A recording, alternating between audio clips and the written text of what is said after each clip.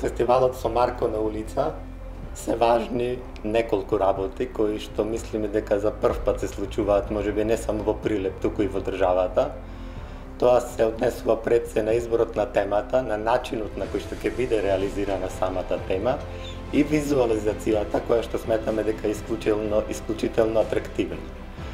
Само да повторам дека организатори на фестивалот се Центарот за современа ликовна уметност, а фестивалот е реализиран со поддршка на Министерството за култура и Општина Прилеп.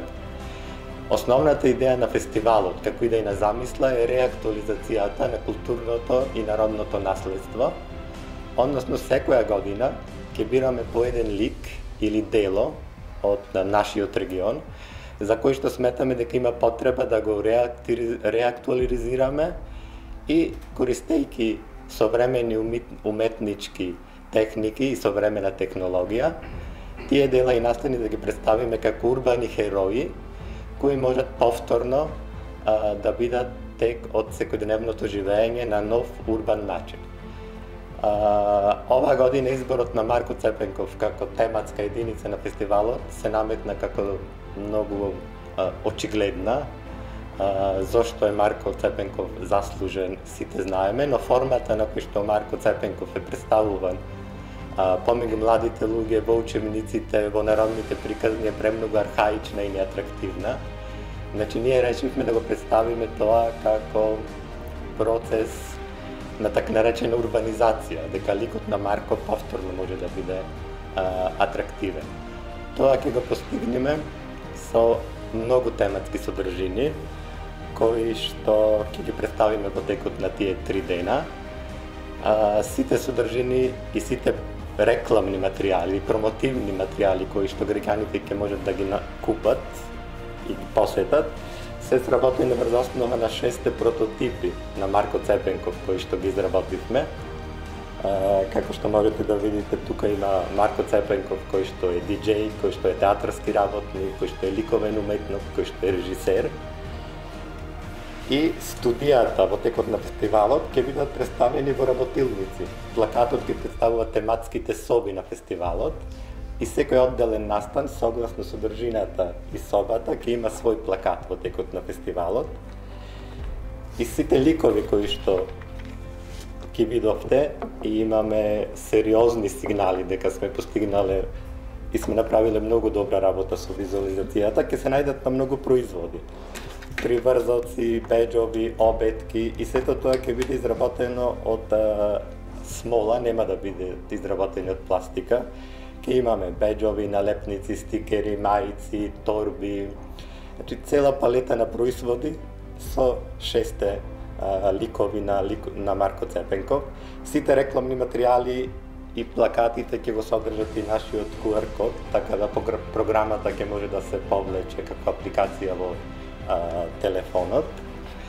И само накратко на тематските содржини, еве ќе ги споменам тие што сметам дека се најатрактивни. Официјалното отварање на фестивалот е во четврток во 17:45 часот пред Домот за култура Марко Цепенков. Ќе отвориме со многу интересна огнена представа. Значи, представата е концепирана како комбинација од представа и перформанс со оган. Тоа ќе биде официјалното отварање. И потоа ќе следат многу тематски содржини, од кои како најинтересни, најатрактивни, кои конкретно ќе се занимаваат со реактуализацијата на ликот на Марко Цепенков, се 3D визуализациите, кои што ќе ги промовираме навечер, работилниците за деца, сликањето на зидни површини, слем вечерта и сите овие тематски содржини кои што ги нагласувам, во целост се инспирирани од ликот и делото на Марко Цепенков. Значи, тие 3 дена Марко Цепенков може би не на очигледен начин, но ќе биде присутен на секаде низ градот. Исто така има и многу придружни активности. Секој ден имаме кратки кино сеанси во соработка со 2 важни фестивали во државата, Винтер Априкоц и Македокс од Скопје.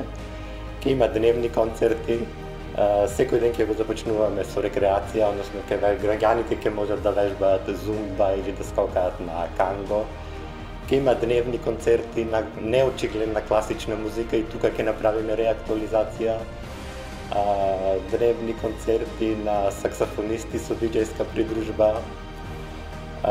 Секако ќе има и храна, делумно инспирирана од периодот во кој што творел Марко Цепенков.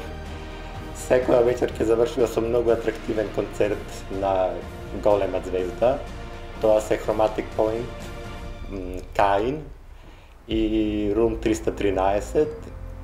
И можеби една од поинтересните содржини која што заборавив да ја споменам, тоа е дневното студио за body painting, кој што ќе трае цел ден и ќе завршиш со една затворена клубска забава со музички проект кој што се спрема за фестивалот. Колку е сериозно сработен фестивалот, може би говори тоа дека најголем дел од работите за кои што зборувам се претходно договорени со сите артисти, односно се еден вид на нарачка. Значи фестивалот се работи наменски и веќе долго време. Идејата е секоја година фестивалот да постои, секоја година да имаме нов лик или дело.